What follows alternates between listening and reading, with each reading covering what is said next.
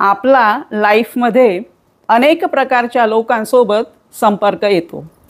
त्यामधील काही लोकांचं वागणं हे आपल्याला पटतं, आवडतं, पण काही लोकांचं वागणं हे आपल्याला आवडत नाही। मग अशा न आवडणाऱ्या, न पटणाऱ्या लोकांसोबत कसं वागावं, त्यांचं काय करावं यांची माहिती आपण आजच्या व्हिडिओमध्ये जाणून घेणार आहोत। व्हिडिओ शेवटपर्यंत पहा। आवडल्यास सबस्क्राइब करा, लाईक करा, कमेंट करा। चला मग व्हिडिओला सुरुवात करूया। नमस्कार, मी प्राध्यापिका पद्मजा पुनसे निंगोट आपले मनपूर्वक स्वागत करते। आपल्या लाईफमध्ये असे बरेच लोक असतात की त्यांचा स्वभाव हा आपल्याला आवडत नाही। मनुष्य हा समाजप्रिय प्राणी आहे आणि समाज म्हटलं की व्यक्तींचा समूह तिथे आला आणि व्यक्तींचा समूह म्हटलं की त्यामध्ये व्यक्तींचं व्यक्तिमत्व हे आलं।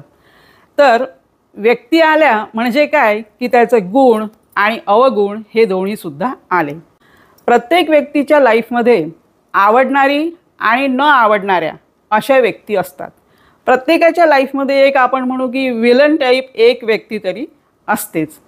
आणि कधीकधी ती व्यक्ती काय असतं की आपली शेजारी असते, म्हणजे आपण टाळू शकत नाही, कारण शेजाऱ्याला टाळणं अशक्य आहे। ती व्यक्ती कधी तुमच्या ऑफिसमधील बॉस असू शकते, ती व्यक्ती तुमचा कलीग असू शकते, तुमच्या घरातील जवळचा नातेवाईक असू शकते। तर काही व्यक्ती असतात अशा की ज्यांना पाहिल्याबरोबर आपल्याला राग येतो। काय येतो याचं कारणही आपल्याला माहिती नसतं, पण ज्या व्यक्तींना राग येतो त्या व्यक्ती अगदी रागाने लालबुंद होतात, त्यांच्या कपाळावर आठ्या पडतात, त्यांचं बीपी वाढते आणि मग काय होतं की ज्याच्याबद्दल राग आलेला आहे त्या व्यक्तीला हे कधीकधी माहितीही नसतं।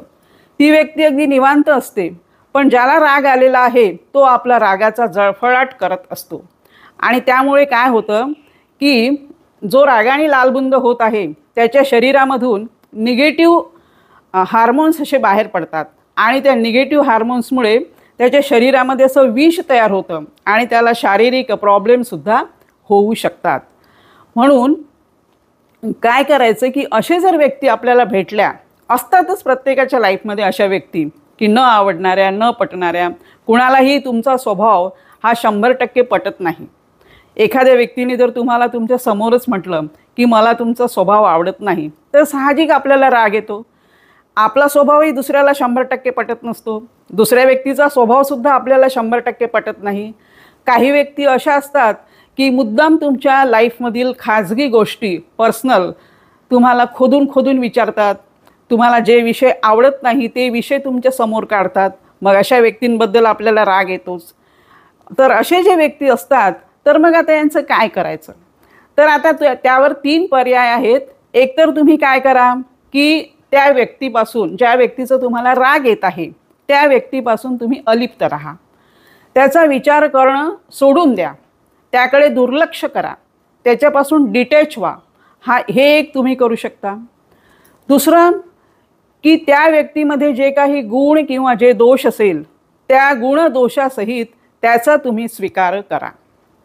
आता काय होईल की जर तुम्ही त्या व्यक्तीचा गुण दोषासहित स्वीकार केला तर राग हा तुमच्या मनातच राहतो, तो निघून जात नाही।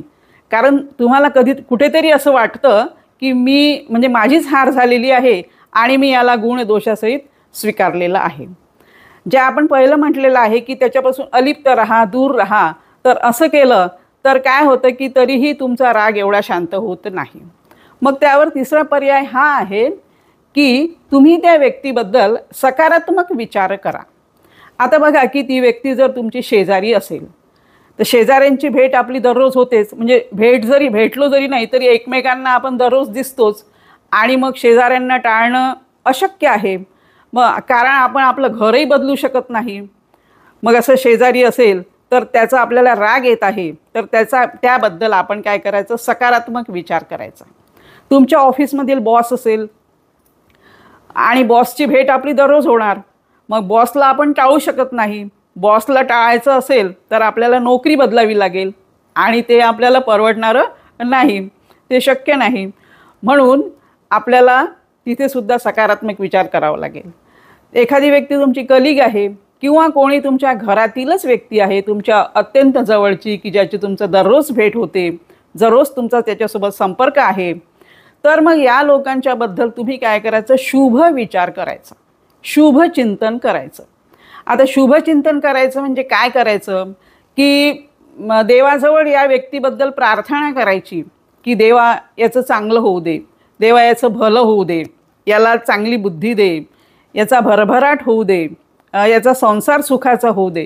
म्हणजे असं तुम्ही जर त्या व्यक्तीबद्दल शुभ चिंतन केलं तर काय होते माहिती आहे का, की या युनिवर्समध्ये, या विश्वामध्ये हे असे तुमचे पॉझिटिव्ह व्हायब्रेशन्स जातात, पॉझिटिव्ह वेव्ज जातात आणि त्या पॉझिटिव्ह वेव्जमुळे त्याचा परिणाम हा हळूहळू तुम्हाला जाणवायला लागतो. हळूहळू त्या वेव्ज पूर्ण युनिवर्समध्ये पसरतात आणि त्या व्यक्तीपर्यंत त्या हळूहळू जातात आणि मग तुम्हाला कालांतराने काही दिवसानंतर त्या व्यक्तीमध्ये बदल झालेला जाणवतो आणि ती व्यक्ती जी आधी तुमच्यासोबत तिरसट वागत होती, तुमच्यासोबत चांगलं वागत नव्हती, ती व्यक्ती आता तुमच्यासोबत चांगलं वागेल, तुमच्याबद्दल चांगला विचार करेल, याचासुद्धा तुम्हाला अनुभव येईल. आणि एक लक्षात ठेवा बरं का, की पॉझिटिव्ह व्हायब्रेशन्स हे जातच असतात, म्हणून यामागे एक हे शास्त्रीय कारण आहे आणि हा एक निसर्ग नियमही आहे, की निसर्ग नियमानुसार जर, आणि यामुळे काय होतं, की तुम्ही त्या व्यक्तीच्याबद्दल शुभ चिंतन केल्यामुळे तुमच्या प्रकृतीवर परिणाम होत नाही. कारण जे लोक रागाने लालबुंद होतात, ज्यांचा जळफळाट होतो, ज्यांचं BP वाढतं, ज्यांच्या कपाळावर आठ्या पडतात, ते स्वतःचीच तब्येत खराब करून घेतात. त्यांच्या स्वतःमध्येच मग निगेटिव्ह हार्मोन्स तयार झाल्यामुळे त्यांना अनेक प्रॉब्लेम्स येतात आणि त्यांना स्वतःला झोपही येत नाही आणि त्यांची प्रकृतीही खराब होते.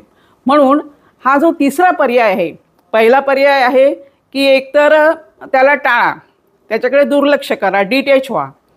दुसरा पर्याय आहे की त्याला गुणदोषासहित स्वीकारा आणि तिसरा पर्याय आहे की त्या व्यक्तीबद्दल तुम्ही शुभ चिंतन करा, चांगला विचार करा, सकारात्मक विचार करा. आणि हा तिसरा जो पर्याय आहे हा अतिशय योग्य आहे.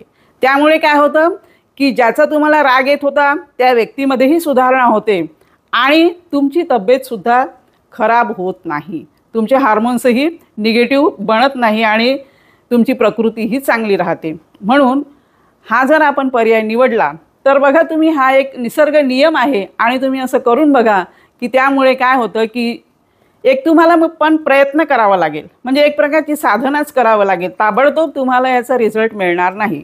हे जरी वैज्ञानिक कारण असेल, सायंटिफिक रिझन आहे, पण तरीही त्याला थोडा वेळ हा लागणार आहे.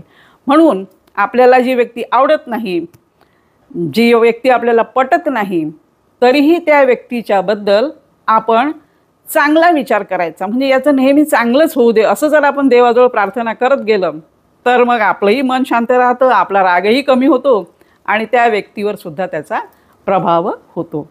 तर असेच हसत राहा, आनंदी राहा. पुन्हा भेटूया माहितीपूर्ण व्हिडिओसोबत. तोपर्यंत नमस्कार.